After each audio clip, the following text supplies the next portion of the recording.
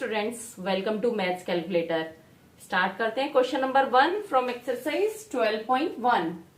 Copy the figure with punched hole and find the axes of symmetry for the following. अब यहाँ पे कुछ figure दी हुई है, इस फिगर को हमें कॉपी करना है और इसमें ये होल पंच करने हैं। जैसे एक पीस ऑफ पेपर लिया आपने, ये स्क्वायर है चारों, एक पीस ऑफ पेपर लिया, उसमें क्या करना है आपको, ये होल पंच करने हैं।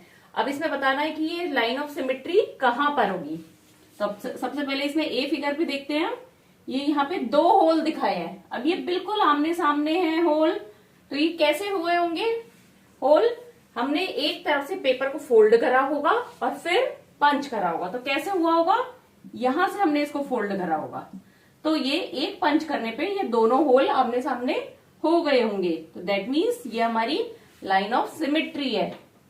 नेक्स्ट है, इसमें यहाँ पे दो होल हैं, तो ये कैसे पंच हुए होंगे? अगर हमने इस पेपर को इधर से फोल्ड करा होगा तो ये हो गई हमारी लाइन ऑफ सिमेट्री।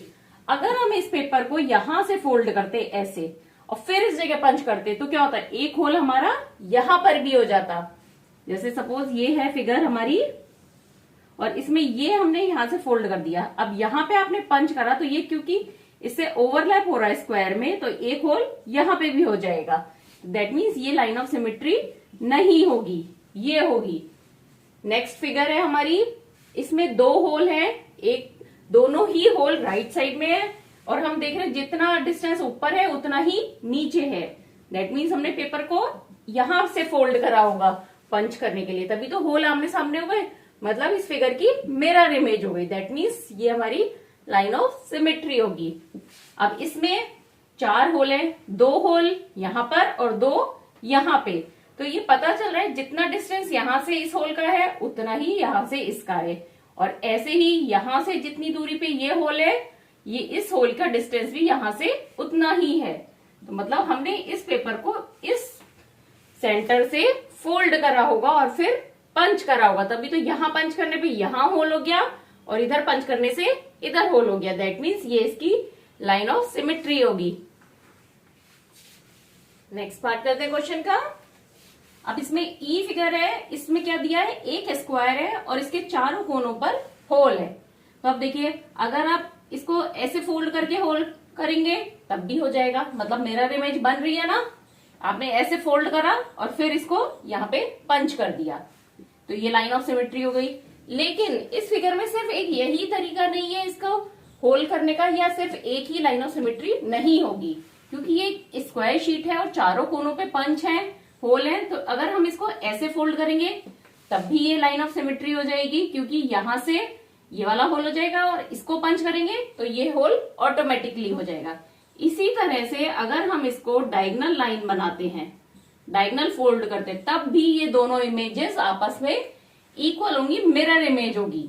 इसी तरह से इसको अगर हम यहां से ऐसे डायगोनल फोल्ड करेंगे तो ये भी लाइन ऑफ सिमेट्री होगी। दैट मीन्स इसमें कितनी होगी लाइन ऑफ सिमेट्री, 1 2 3 4, यहाँ पे 4 लाइन ऑफ सिमेट्री है। नेक्स्ट फिगर है, फिगर इसमें 3 होल है, एक यहाँ पर, एक यहाँ पर और एक सेंटर में। अब आप किसी भी तरह फोल्ड करें तो सेंटर वाला होल तो दोनों साइड में इक्वल रहेगा, मतलब मिरर इमेज बनेगी। हाफ होल एक तरफ चला जाएगा, हाफ होल एक तरफ चला जाएगा। लेकिन हमें इन दो होल को देखना है कि किस तरह से फोल्ड करने पर ये होल एक के ऊपर एक आएंगे। तो मतलब अगर हम इस फिगर को यहां से ऐसे फोल्ड करेंगे तो ये होल इसके ऊपर आ जाएगा, ओवरलैप हो जाएगा।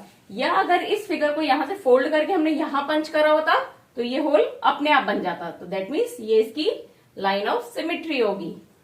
अब नेक्स्ट फिगर, इसमें ये एक ट्रायंगल दिया है। अब ये देखने में लग रहा है कि इसकी ये दोनों साइड्स इक्वल होंगी, हो सकता है आइसोसेलेस हो या इक्विलेटरल भी हो सकता है।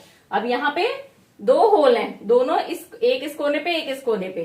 तो दैट मीन्स अगर हम इस ट्रायंगल को यहां से फोल्ड करें तो ये एक दूसरे की मिरर इमेज बन रहे हैं, क्योंकि एक होल यहां पर है तो दूसरा इधर है, तो ये इसकी लाइन ऑफ सिमेट्री होगी।